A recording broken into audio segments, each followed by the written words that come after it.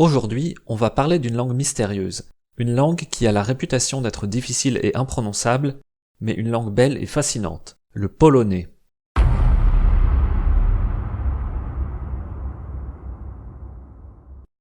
Le polonais est une langue slave, plus précisément une langue slave occidentale, tout comme le tchèque et le slovaque.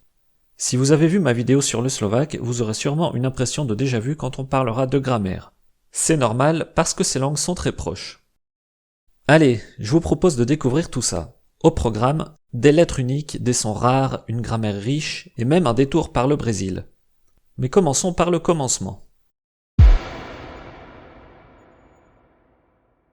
Les stades les plus anciens de l'histoire du polonais ne sont pas connus directement par manque de sources écrites.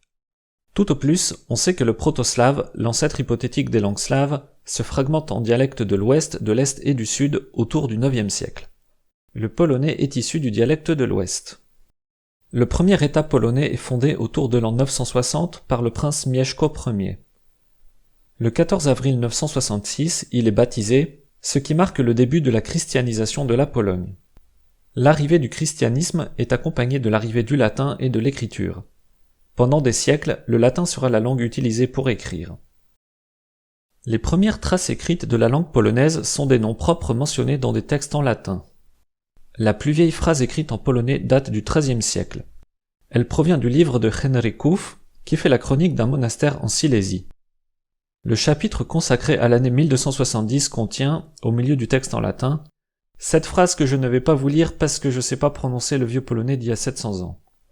C'est une citation d'un mec qui dit à sa femme « Vas-y, je vais moudre et toi, tu vas te reposer ». On retrouve ensuite de plus en plus de textes écrits en polonais. Les scribes utilisent différents symboles et combinaisons de lettres pour retranscrire les sons polonais qui n'existent pas en latin.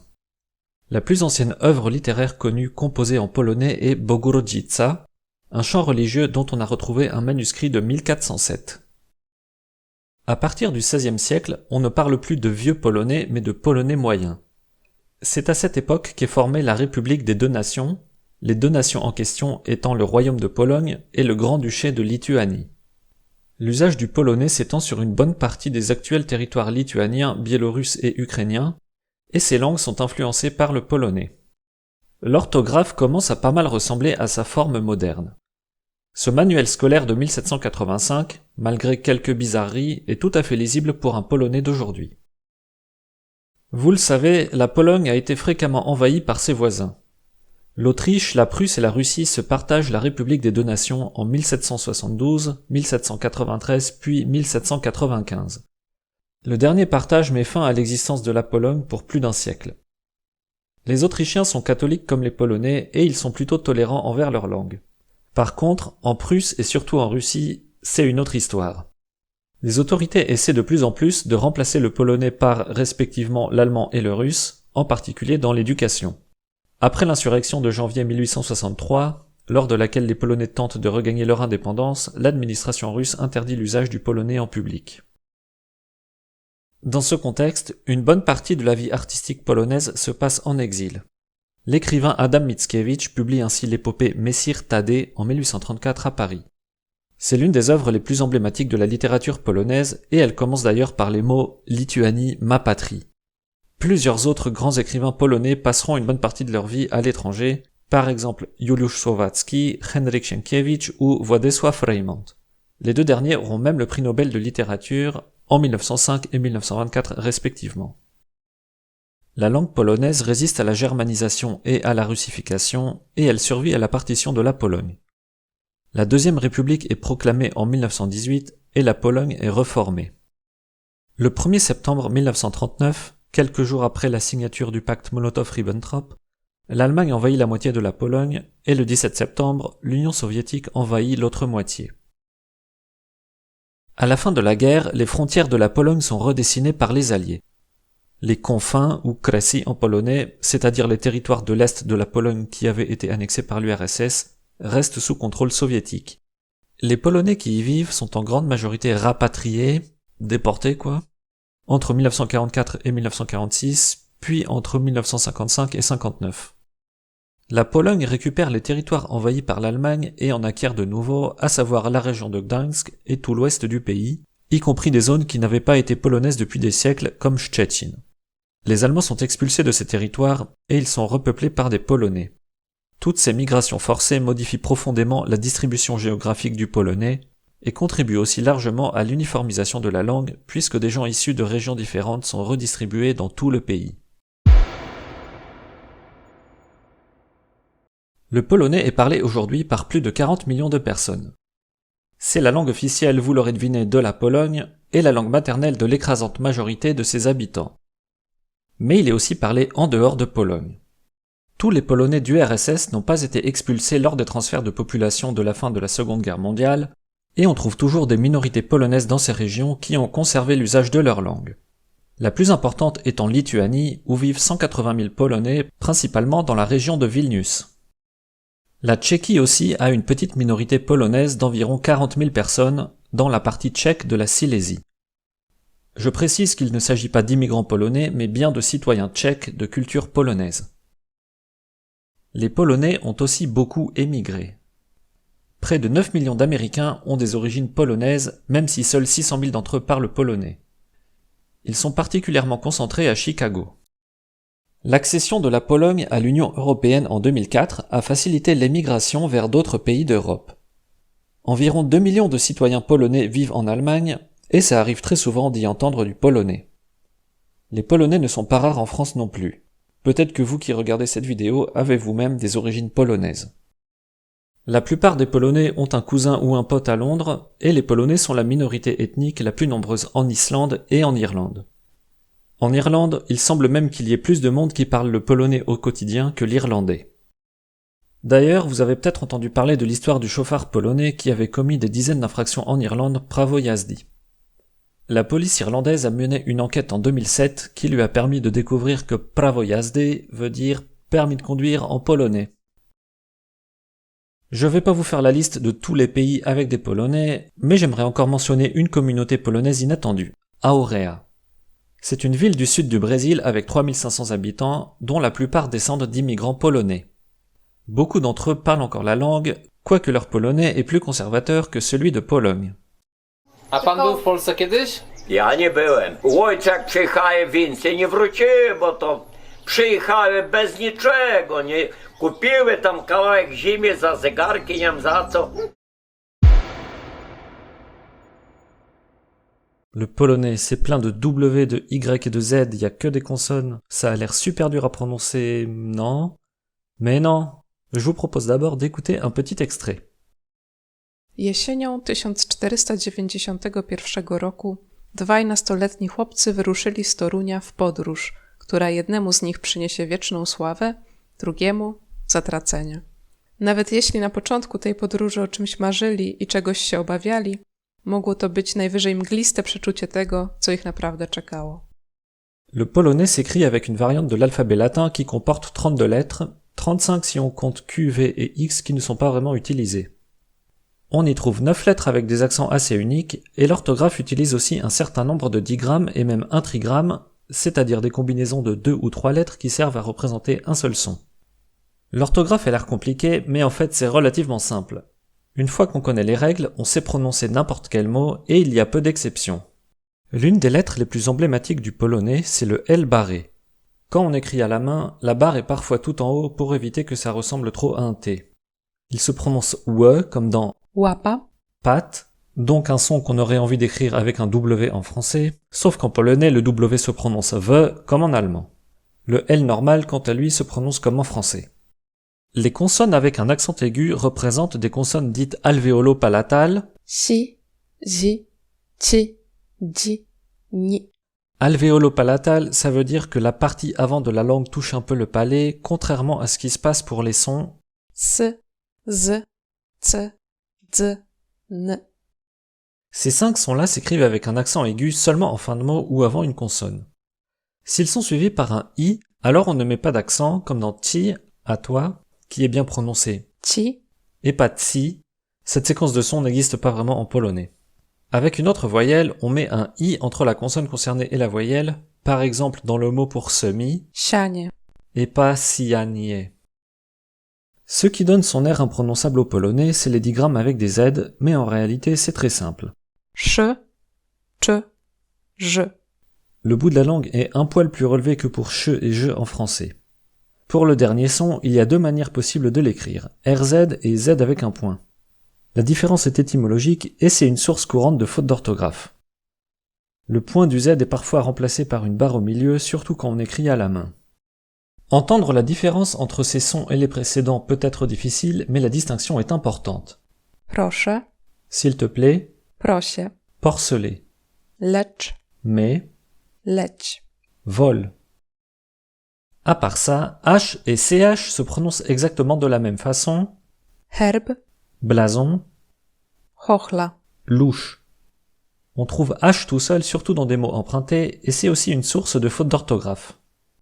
Si le polonais a la réputation d'être difficile à prononcer, c'est aussi à cause de ses suites de consonnes parfois impressionnantes. Źdźbło, Brin d'herbe, bezwzględny. sans scrupule, et des mots plus courants comme Trwać, durer, pszczoła, abeille, powstrzymać. retenir. Et je suis obligé de vous citer le célèbre Wirlang, W Szczebrzeszynie chrząszcz brzmi w trzcinie. à Szczebrzeszyn, un scarabée sonne dans les roseaux. Cette phrase est un vers d'un poème de Jan Brzechwa, et Szczebrzeszyn, c'est une petite ville du sud-est de la Pologne. Mais le polonais a quand même des voyelles. A, E, I, O, U. Ne pose aucun problème. Le O avec un accent aigu se prononce OU, soit exactement comme le U. La différence est étymologique, et c'est la troisième et dernière source importante de fautes d'orthographe. Le Y représente un son qui n'existe pas en français. E. C'est un I prononcé un peu plus en arrière. La différence est importante. Mi, À moi, my. nous. Pour une oreille française, je trouve, E ressemble aussi pas mal à E. Mais là aussi, il faut bien les distinguer. Przyszłość, Futur, przeszłość. passé. Ces deux lettres sont très intéressantes. Ce petit truc s'appelle un ogonek. C'est un diminutif de ogon qui veut dire queue, donc c'est une petite queue. C'est pas une cédille, il est tourné dans l'autre sens. Ces lettres représentent des voyelles nasales. Le polonais est en effet la seule langue slave à avoir conservé des voyelles nasales. Pour les Français, ce n'est pas si difficile parce que ces sons ressemblent pas mal à on et un en français, mais pour être précis, ce sont plutôt des diphtongues dont seule la deuxième partie est nasale. Écoutez bien. On, wąż, Serpent, en, męski. masculin. Le A avec un ogonek n'est pas un A mais en fait un O nasal. La prononciation exacte de ces deux lettres dépend en fait de la consonne qui suit. Très souvent, elle se prononce comme une voyelle normale suivie d'une consonne nasale, par exemple Ząb, dans, sprzęt. équipement. Devant un L ou L barré, et en fin de mot pour E, la nasalisation disparaît complètement et ces lettres se prononcent simplement comme O ou E. Wziął, Il a pris, wzięli. ils ont pris. J'en profite aussi pour signaler que les consonnes sont assourdies en fin de mot, c'est pour ça qu'on ne dit pas zomb, mais zomp. Ici, le B se prononce comme un P. L'accent tonique est globalement assez facile, il est sur l'avant-dernière syllabe. Co jemy dzisiaj na kolację? Qu'est-ce qu'on mange ce soir au dîner? Il peut être sur la troisième syllabe avant la fin dans des mots d'origine grecque ou latine du genre Muzyka, polityka, fizyka. et encore, c'est pas toujours respecté dans la langue familière. Voilà, maintenant que vous savez presque tout sur la prononciation polonaise, j'aimerais juste mentionner quelques noms propres. Cette ville s'appelle Łódź, et pas Lodz. Celle-là, c'est Wrocław, et pas Wrocław ou je sais pas quoi. Et Lech Walesa, personne sait qui c'est en Pologne parce que son nom se prononce... Lech Wałęsa. Ah, la terrifiante grammaire polonaise. Voyons un peu ça. Comme les autres langues slaves, le polonais a 3 genres, masculin, féminin et neutre. On peut assez facilement reconnaître le genre d'un nom qu'on croise pour la première fois. Dans la grande majorité des cas, les noms masculins se terminent par une consonne, les noms féminins par A, et les noms neutres par E, O ou un. Mais certains noms masculins se terminent par A, c'est d'ailleurs le cas du mot pour homme, Mężczyzna. et les mots féminins peuvent aussi se terminer par certaines consonnes. Comme en français, les adjectifs s'accordent en genre et en nombre avec les noms. Świeży pomidor, Une tomate fraîche, masculin, świeża malina, une framboise fraîche, féminin, świeże jabłko. une pomme fraîche, neutre. Le polonais est une langue à déclinaison. Ça veut dire que les noms, les adjectifs, les pronoms et les numéros changent de forme selon leur fonction dans la phrase. Et décliner en polonais, c'est pas une mince affaire. Il y a 7 cas. Nominatif, génitif, datif, accusatif, instrumental, locatif et vocatif. Voilà à quoi ressemblent les déclinaisons. Je vous ai mis un exemple pour chaque genre, plus un nom féminin qui se termine par une consonne. Il peut y avoir pas mal de différences dans les terminaisons selon la dernière consonne des mots, mais la plupart du temps, c'est prévisible. En général, quand on a l'habitude, il suffit d'apprendre la forme de base d'un mot, c'est-à-dire le nominatif singulier, et on peut déduire tout le reste. Mais malheureusement, il y a aussi pas mal d'exceptions. L'une des difficultés, c'est les changements de consonnes ou de voyelles à certains cas, par exemple le locatif des noms féminins.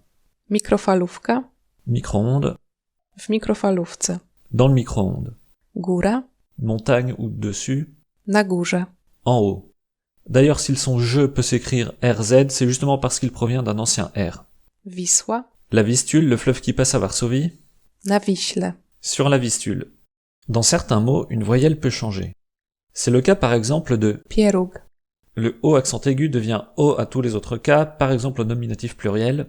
Pierogi. Historiquement, ça s'explique par un changement de longueur de voyelle. La différence entre voyelles longues et courtes n'existe plus depuis 500 ans, mais elle a laissé ce genre de traces. Les pierogies, c'est ça, c'est des pâtes farcies, c'est très bon. Les variantes les plus populaires, c'est ceux au fromage blanc et aux pommes de terre, et ceux aux choux et aux champignons, mais il y en a plein de sortes. Bref, et tous ces cas, ça sert à quoi? Quand est-ce qu'on doit les utiliser? Sans trop rentrer dans les explications parce qu'il y aurait de quoi écrire un livre, il y a quelques usages que je trouve intéressants. L'instrumental, comme son nom l'indique, sert à indiquer l'instrument par lequel une action est réalisée. Przyjadę samochodem. Je viendrai en voiture. Mais il est aussi utilisé pour l'attribut du sujet quand c'est un nom. Moja mama jest dziennikarką. Ma mère est journaliste. Dziennikarka, journaliste, doit être ici à l'instrumental. Par contre, avec un adjectif, on utilise le nominatif. Moja mama jest zadowolona. Ma mère est contente. Le mot dziennikarka est d'ailleurs un bon exemple pour illustrer la dérivation des noms. Il vient du mot dzień, jour. Dziennik est un quotidien. Dziennikarz est quelqu'un qui fait quelque chose en rapport avec les quotidiens, un journaliste. Et le suffixe ka sert à former des noms féminins. L'accusatif sert à indiquer l'objet direct des verbes. Znalazłam książkę, którą kupiłeś. J'ai trouvé le livre que tu as acheté. Książka, livre, et le pronom relatif który, ici au féminin, sont à l'accusatif. Mais dès qu'on met une négation, l'objet direct doit être au génitif. Nie znalazłam książki, którą kupiłeś. Je n'ai pas trouvé le livre que tu as acheté. Pour une raison qui m'échappe, certains verbes prennent toujours le génitif pour leur objet, et il faut simplement savoir lesquels. C'est par exemple le cas de szukać, chercher. Szukam książki, którą kupiłeś. Je cherche le livre que tu as acheté. Le vocatif est un cas qui sert à interpeller quelqu'un. Dzień dobry, panie profesorze. Bonjour, monsieur le professeur. Ici, il faut utiliser le vocatif de pan professor, monsieur le professeur. Par contre, avec les prénoms, c'est facultatif. Si je veux dire salut à Ania, un diminutif du prénom Anna, je peux dire Cześć, Ania. ou. Cześć, Aniu. Le vocatif existe seulement pour les noms au singulier, au pluriel et pour les adjectifs, il est identique au nominatif. Le polonais distingue au masculin les noms animés et inanimés. Un nom animé, ça veut dire qu'il fait référence à un être vivant, humain ou animal, et inanimé à autre chose. La principale différence entre les deux, c'est que pour les noms inanimés, l'accusatif est identique au nominatif, alors que pour les noms animés, l'accusatif est identique au génitif. Czy znasz mój adres? Est-ce que tu connais mon adresse? Le mot adresse est inanimé, il ne change pas à l'accusatif. Czy znasz mojego ojca? Est-ce que tu connais mon père? Le mot ojciec, père, est animé, il est donc identique au génitif à l'accusatif.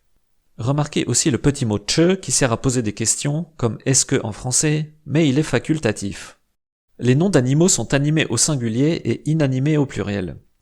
Enfin, je trouve ça plus simple de me représenter ça comme ça, mais traditionnellement on parle de distinction entre masculin personnel et masculin non personnel au pluriel. Là où c'est assez bizarre en polonais, c'est que la catégorie animé non personnel contient un certain nombre de mots qui désignent des choses pas vivantes du tout. Des jeux, des fruits, des marques, des maladies. Gram w tenisa. Je joue au tennis. Jem pomidora. Je mange une tomate. Mam pryszcza. J'ai un bouton. Ces trois mots prennent un A à l'accusatif parce qu'ils sont considérés comme animés au singulier. Les adjectifs se déclinent aussi, je vous épargne les détails parce qu'on y passerait la nuit, mais sachez que dans l'ensemble c'est très régulier. Les adjectifs se mettent généralement devant les noms. Nudny film. Un film ennuyeux, Nowi sąsiedzi. les nouveaux voisins. Par contre, quand les adjectifs désignent un type et pas une qualité, on les met après les noms. Żarłacz błękitny. Requin bleu, c'est le nom de l'espèce et pas juste un requin qui est bleu. Pareil avec Dżem malinowy. confiture de framboise. C'est un type de confiture et pas une confiture qui serait particulièrement framboisée. Mais dans certaines expressions figées, l'ordre est fixe. On l'a vu, bonjour se dit, Dzień dobry. mais bonsoir se dit. Dobry wieczór. Les pronoms personnels sujets sont facultatifs parce que la personne est clairement indiquée par les verbes, comme on le verra après. À la troisième personne du singulier, on distingue les trois genres, et au pluriel, il n'y a plus que le masculin personnel et le reste. Je vous épargne la déclinaison des pronoms pour plutôt vous parler d'un truc plus intéressant, le vouvoiement. En polonais, pour vouvoyer, il faut utiliser un pronom de politesse spécial avec un verbe à la troisième personne. Concrètement, on ne dit pas vous, mais monsieur ou madame. Czy może mi pani pomóc? Est-ce que vous pouvez m'aider? On utilise pani pour s'adresser à une femme, donc littéralement ça veut dire « Est-ce que madame peut m'aider ?» Czy mogę pogłaskać pana psa? Est-ce que je peux caresser votre chien? Pan est l'équivalent masculin, ici au génitif parce qu'il n'y a pas vraiment de pronom possessif correspondant, donc littéralement le chien de monsieur. Dziękuję państwu za współpracę. Je vous remercie de votre collaboration. Państwo est un pronom utilisé pour s'adresser à un groupe mixte, autrement dit, ça veut dire mesdames et messieurs. Étrangement, c'est aussi un nom neutre qui veut dire État dans le sens de pays. Globalement, on tutoie et on vouvoie dans les mêmes conditions en France et en Pologne, à une différence près. En polonais, on tutoie beaucoup plus dans la communication impersonnelle. Par exemple, l'interface de mon téléphone me tutoie parce que j'imagine que faire des phrases avec pan et pani serait trop lourd. Voyons maintenant les verbes. Tous les infinitifs se terminent par tche ou rarement ts. Au présent, il y a 4 grands types de conjugaison. Le mieux quand on apprend un verbe, c'est de l'apprendre avec la première et la deuxième personne du singulier. Le verbe être, być, est irrégulier. Il a aussi une particularité, il est facultatif au présent après le pronom démonstratif to qui veut dire ça. To dobry pomysł. C'est une bonne idée. Il n'y a pas de verbe dans cette phrase, mais elle est tout à fait normale. À la troisième personne, il peut être utilisé pour dire il y a. W lodówce jest mleko. Il y a du lait dans le frigo. Mais dans ce cas, sa négation n'est pas nie jest, mais nie ma, suivi du génitif. W lodówce nie ma mleka. Il n'y a pas de lait dans le frigo. Ma vient de mieć, avoir, donc littéralement il n'a pas de lait. Pour le passé, la base est une forme en ue qui s'accorde en genre et en nombre. Był, Il était, była, elle était, było, c'était, byli, ils étaient, były. elles étaient. Pour la première et la deuxième personne, on ajoute des terminaisons. On a donc par exemple byłem, j'étais masculin, Byłam, j'étais féminin, byłyście. vous étiez féminin, etc. Pour former le conditionnel, on part de la forme du passé et on insère B avant la terminaison personnelle. Byłbyś, Tu serais, byłoby. ce serait, etc. Mais en fait, la partie avec B n'est pas vraiment une terminaison, mais plutôt un clitique, c'est-à-dire quelque chose à mi-chemin entre un suffixe et un mot indépendant. Il peut se détacher du verbe et s'attacher à un autre mot.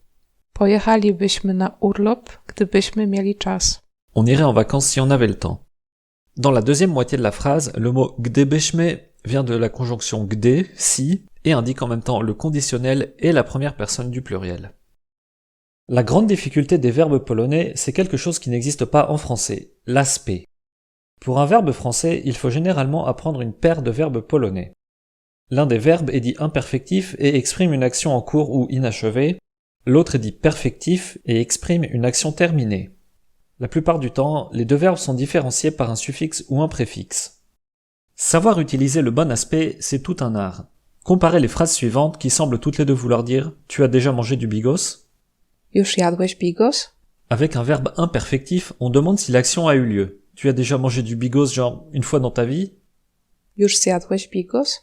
Avec un verbe perfectif, on demande si l'action est terminée. Ça y est, t'as fini ton bigos?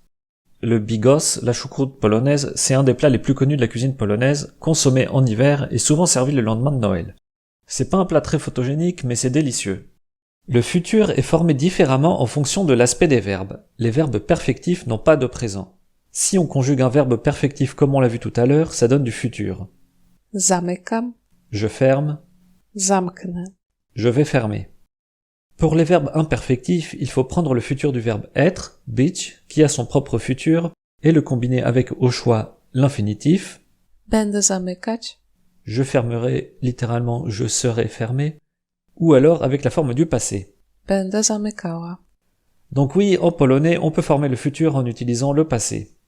Ces deux dernières possibilités ont exactement le même sens, le choix est surtout une question de style, et la tournure avec la forme du passé est peut-être un peu plus fréquente. Compter en polonais, c'est rigolo. Regardez les formes différentes que peut prendre le nombre 2. Dwa, la forme de base quand on compte, utilisée avec les noms neutres et masculins non personnels. 2 dni. 2 jours. Dwie, utilisé avec les noms féminins. 2 osoby. 2 personnes. Dwaj pour le masculin personnel. 2 faceci. 2 mecs. Dwoje, c'est ce qu'on appelle un numéral collectif. Ça s'utilise par exemple avec les noms qui n'ont pas de singulier comme drzwi, porte, qui est toujours au pluriel même quand il s'agit d'une seule porte. 2 portes se dit donc 2 drzwi. On l'utilise aussi avec les enfants et les groupes de personnes de genre mixte ou indéterminé. 2 dzieci. 2 enfants. À partir de 3, il n'y a plus de forme séparée pour le féminin et plus on monte, moins les numéros collectifs sont utilisés. La déclinaison des numéros est complexe à un point que même les Polonais ont parfois des doutes, mais je vais pas en parler plus que ça, sinon on en aurait pour des heures. Prenons le mot złoty, la monnaie de la Pologne qui est à la base un adjectif qui veut dire doré. 1 złoty. 1 złoty, c'est du singulier évidemment. 2 złote. 3 złote. 4 złote. 2, 3, 4 złoty, c'est du nominatif pluriel, logique. Mais à partir de 5, il faut utiliser le génitif pluriel. 5 złotych. Mais on utilise quand même le nominatif pluriel après les numéros plus élevés que 5 qui se terminent par les mots 2, 3, 4, donc 2, 3 ou 4. 24 złote. 24 złoty. 25 złotych. 25 złoty. Après des siècles passés à côtoyer les Allemands et leurs prédécesseurs et à subir leurs invasions, il est peu étonnant que les Polonais leur aient pris plein de mots. On trouve ainsi des centaines de mots comme Urlop. congé, Dach. toit, Burmistrz. maire, Śruba. vis. Ces mots ont souvent été empruntés il y a des siècles et certains sont devenus difficiles à reconnaître quand on connaît l'allemand moderne. On peut encore deviner que Ratusz. hôtel de ville vient de Rathaus, mais c'est plus dur de reconnaître Gemeinde dans Gmina. commune. Le polonais a aussi un certain nombre de mots d'origine tchèque. Masaż. Boucher, Hańba. honte, Hasło. slogan ou mot de passe. Étant donné l'importance du latin dans le christianisme en Pologne à partir du Xe siècle, le polonais a naturellement adopté beaucoup de mots latins dans le domaine religieux. Klasztor. Monastère, Ołtarz. hôtel, Kaplica.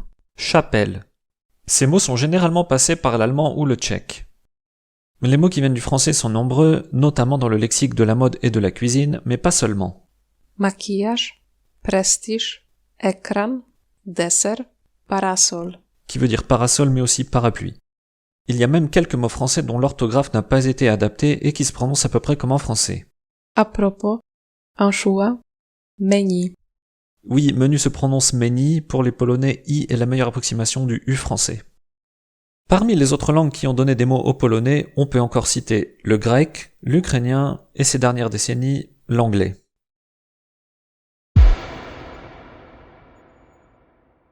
Le polonais est étonnamment uniforme. Il y a peu de variations régionales et la langue enseignée dans les manuels est globalement la même que celle que les gens parlent au quotidien. On peut néanmoins trouver ce genre de carte des dialectes polonais, mais celle-ci est basée sur des travaux qui ont 50 ans, et les dialectes ont beaucoup régressé, entre autres en raison des mouvements de population après la Seconde Guerre mondiale. Les zones en jaune pâle sur la carte correspondent aux territoires récupérés à l'Allemagne et sont intitulées « Nouveaux dialectes mixtes ». Les Polonais expulsés du RSS se sont retrouvés dans toutes les régions de Pologne et leurs enfants ont appris à parler le polonais standard. L'homogénéisation du polonais est aussi due au régime communiste et à l'éducation. Causer en patois, c'est pour les pekno, l'école est là pour apprendre à bien parler le polonais littéraire, et les enfants qui parlent différemment étaient souvent brimés, voire punis. Bref, aujourd'hui en Pologne, on entend très peu d'accents différents, et même pour les Polonais, c'est souvent difficile de déterminer de quelle région vient quelqu'un juste en l'écoutant parler.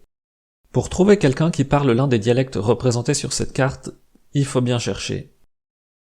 Il y a deux grandes exceptions. Le Kaszub, au nord, est reconnu comme une langue minoritaire distincte du polonais et il est parlé par peut-être 80 000 personnes. Au sud, le silésien est considéré soit comme un dialecte polonais, soit comme une langue à part entière et il est bien vivant. Au recensement de 2021, 460 000 personnes ont déclaré parler majoritairement silésien à la maison. On trouve des livres en silésien et même une édition de Wikipédia, mais il semble qu'il y ait plusieurs orthographes concurrentes. Dans le reste du pays, les différences régionales n'ont pas complètement disparu et on peut encore en trouver dans le vocabulaire. Pomme de terre se dit ziemniak, mais dans certains coins on dit aussi kartofel, et à Poznań ils disent pyra, il y a un paquet de noms régionaux pour les chaussons. łapcie, papcie, laczki, pantofle. En Podlasie, la région du nord-est, les gens ont tendance à remplacer le datif par la préposition dla qui veut dire pour. Au lieu de Powiedz mi, dis-moi, on dira alors powiedz dla mnie. ce qui pour le reste des Polonais voudrait dire dis pour moi. Certaines personnes de cette région prononcent aussi le L barré le au lieu de we, mais ça devient rare. N'oublions pas que le polonais est aussi parlé en dehors de Pologne. Les dialectes des confins sont en perte de vitesse depuis que la plupart des Polonais ont été expulsés de ces régions, mais on peut toujours entendre l'accent du Nord en Lituanie. Le parler de Lviv a été particulièrement populaire dans les années 1920 et 1930. Contrairement à d'autres dialectes, il n'était pas stigmatisé et il a été largement utilisé dans les films et les chansons. Mais la région a été annexée par l'Union soviétique en 1940, aujourd'hui Lviv est en Ukraine et il ne reste pas grand monde qui parle polonais là-bas. Pourquoi apprendre le polonais ? Parce que c'est une langue tout à fait fascinante. Je vais pas prétendre que c'est super facile, mais honnêtement, c'est pas aussi difficile que ça en a l'air. L'orthographe est logique une fois qu'on a compris comment ça marche, et pour la grammaire, il faut pas apprendre bêtement des gros tableaux pleins de formes, il faut y aller peu à peu et beaucoup pratiquer. La Pologne est un grand pays avec plein de choses à voir. Varsovie et Cracovie, évidemment, mais plein d'autres villes historiquement connues, des montagnes, des lacs et des forêts. Les Polonais sont des gens super et ils sont toujours agréablement surpris quand des étrangers parlent leur langue. Il y a une littérature riche en polonais, des classiques du 19e siècle à la science-fiction, en passant par la fantasy. Oui, le sorceleur, c'est polonais. Il y a plein de bonne musique en polonais, je vous mettrai des liens vers quelques chansons dans la description. La culture, c'est aussi la culture internet. Les Polonais sont très présents en ligne et font plein de mèmes hilarants. Et si, comme moi, vous aimez perdre votre temps sur ce site à la noix, il y a des tonnes de contenus excellents en polonais, que vous aimiez les voyages, la vulgarisation scientifique ou l'humour douteux. Merci à Marta pour ses conseils, ses corrections et sa voix. Merci à vous d'avoir regardé et comme on dit en polonais, Subskrybuj, daj kciuk w górę i kliknij dzwoneczek.